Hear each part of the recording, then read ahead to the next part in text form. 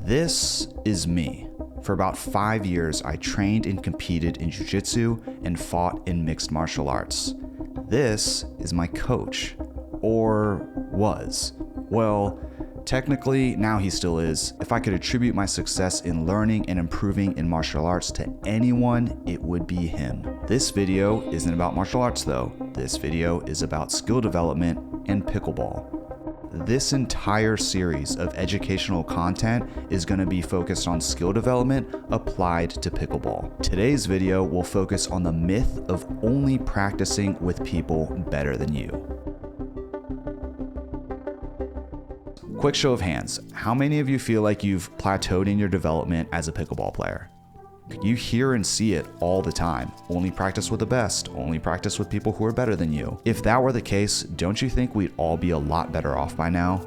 I'm gonna cover not one, not two, but the 3 different types of people you should be playing and practicing with. Coming from a professional sports background in MMA and the various arts involved, such as jiu-jitsu, wrestling, Dutch kickboxing, Muay Thai, and boxing, I've been in environments where multiple skill sets had to be developed in order to succeed in a competitive setting, most of which was developed with the help of a coach. Although I understand most of us playing pickleball don't have a dedicated coach, but we can still learn from outside the sport. Okay, so a little story here. The most notable coach during my career was my Brazilian Jiu-Jitsu coach, Greg Souders of Standard Jiu-Jitsu. His goal was to be the best coach and produce the best athletes at whatever cost.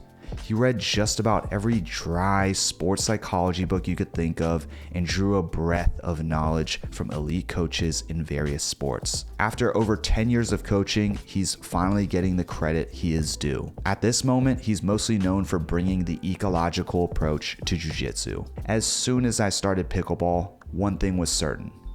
I wanted to get better. Between the time I began pickleball to where I'm at now, I've had countless discussions with Greg, mostly revisiting that skill development. Okay, now that the story time is over, we can get to the fun stuff. So the following is a summary of a lesson I learned from Greg, and I want to share it with you. Alright, so who should you play with? There are 3 different types of people to play with. 1, you want to play with a person who is lesser skilled than you. 2, you want to play with a person who is equally as skilled as you. 3, you want to play with a person who is more skilled than you. What is the purpose of this? If you're like me, you often find yourself working on something new, you're trying to solve a problem you've identified within your own game, or something you notice while watching others play. Oftentimes, while we're trying something new, we try to scale out on someone who's better than us. Frequently, we're shut down by them, and we're left wondering why what we tried didn't work. And eventually we just stop trying, and then we end up falling back on old habits. So the way to go about it is to actually start by trying it on people lesser skilled than you. The skill gap between you and that individual should be sufficient enough that you're getting a realistic look from them, but also receiving a healthy balance of failure and success. If it works with a high percentage of certainty, you will then impart that skill to those who are equally as skilled as you. If what you're doing works on the equally skilled, then what you want to do next is actually move to a higher skilled player and try that skill on them. And also understand this works inversely as well. If what you're doing is not working on the higher skilled player, then scale back down and try it on the person who's equally as skilled. If it's not working on them, then bring it back down again to the lower skilled player. Okay, so why do we do this? 2 reasons. Reason number 1, different levels will give you different looks.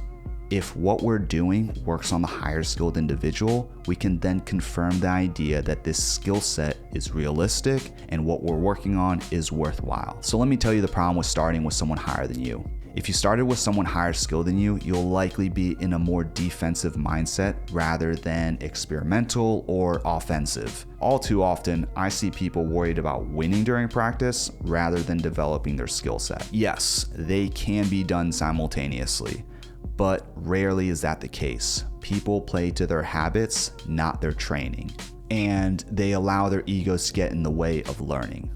Individuals tend to disregard what they're working on in order to focus solely on winning. Look, I get it. Your wife is pissed off that you're playing 4 times a week, so now you've compromised to 2 times a week. And now all you want to do is play to win. And then a couple months down the line, you wonder why Billy, the 3-0, is getting better than you. If you don't have a lot of time to play, then that means you have to make the most out of the time that you do have. And making the most out of that time that you do have means that you're going out there and you're setting an intention and you're sticking to that intention. Regardless of winning, losing, you stick to the game plan and you work on that skill set. Greg told me this one thing. Well, he's told me a lot of things that have stuck. But he said a car salesman told him one time, when your desire to win supersedes your skill to win, you'll face problems. You want to play with lower skilled players because they give you the opportunity to explore and experiment. Okay, we went over reason number 1. Now let's go over reason number 2, which is the psychology of winning and losing.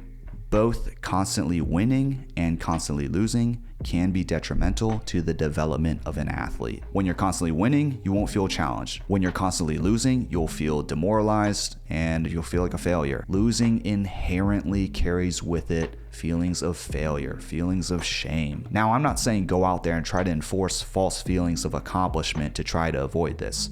This is natural. This is expected when you're trying to develop a skill set. You're gonna have good days, you're gonna have bad days. They can't all be good. If they're all good, you're hanging around the wrong people. But it is difficult to feel like you're progressing when you're constantly losing. So this means that you have to adjust the environment.